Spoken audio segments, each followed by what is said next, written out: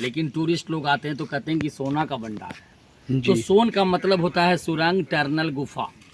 तो जहाँ से आपका गर्म पानी कुंड का झरना जो बह रहा है बाबू, उसी के जस्ट बगल से 565 सीढ़ी चढ़कर जब ऊपर जाएंगे तो एक व्यवहारगिरी पर्वत है।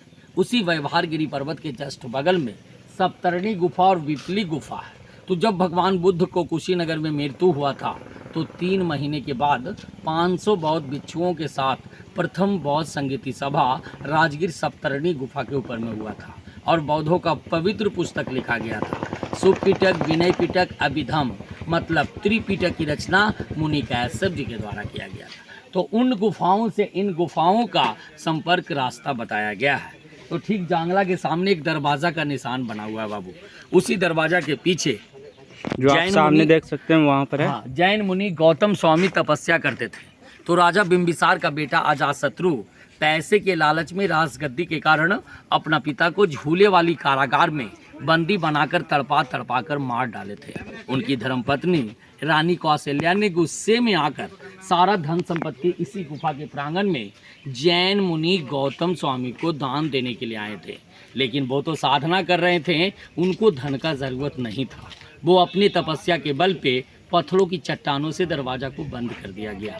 तो जब अंग्रेज का शासन आया बाबू खजाना जानकर, तो सामने वाली जंगला से तोप लगाकर तोड़ना चाहा, लेकिन टूटा नहीं, दीवार के ऊपर काला दाग होकर रह गया। तो इसे भारत सरकार तोड़ने का कोशिश नहीं किया। तो कलकत्ते का वैज्ञानिक डॉक्टर जगदीश चंद्र बसु ने जब गर्म पानी झरना को टेस्ट लिया तो ऐसा अनुमान हुआ कि इस पहाड़ के भीतर में काफ़ी विस्फोटक पदार्थ है, जैसे लोहा, गंधक, आयरन, सल्फर की मात्रा है। अगर इसे छोटा डायनामाइट से तोड़ा जाए तो विस्फोट हो जाता, ज्वालामुखी फटता, आग लगने की भय थी और गर्म पानी का झरना बंद होने का उम्मीद था।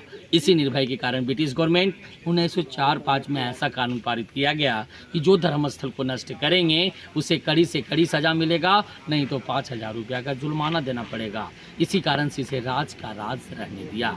तो मुनि भैरव देव साधु ने क्या किया, ये दरवाज़ा खुलने का एक दीवार पर मंत्र लिख दिया। वो मंत्र का नाम था शंख लिपि, कि जो भी शंख लिपि को पढ़ेंगे आपरूपी दरवाज़ा खुल जाएगा। लेकिन नालंदा के द्वितीय विश्वविद्यालय में 3 बड़ी लाइब्रेरी थी, रत्न सागर, रत्न निरंजन, रत्न रधि। इसे 1199 में बख्तियार खिलजी ने सारे लाइब्रेरी में आग लगा दिया गया, जो 6 माह तक इसकी पुस्तक जलते रहा। देश विदेश में पढ़ाई नहीं हुआ, इसी कारण से कुल सिमसिम वन सिमसिम का कूट भाषा में रह गया।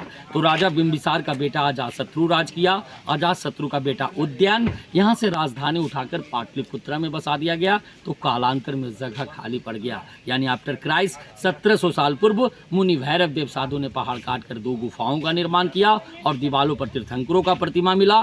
कुछ प्रतिमा कीमती था, यहाँ से निकाल कर नालंदा म्यूजियम में रखा गया। कुछ प्रतिमा दीवार पर जो बना, जो बख्तियार खिलजी ने नष्ट किया। तो राजगीर का पुराना नाम बोला गया गिरिवर्च। गिरी का मतलब होता है पहाड़, वर्ष मिसवासी।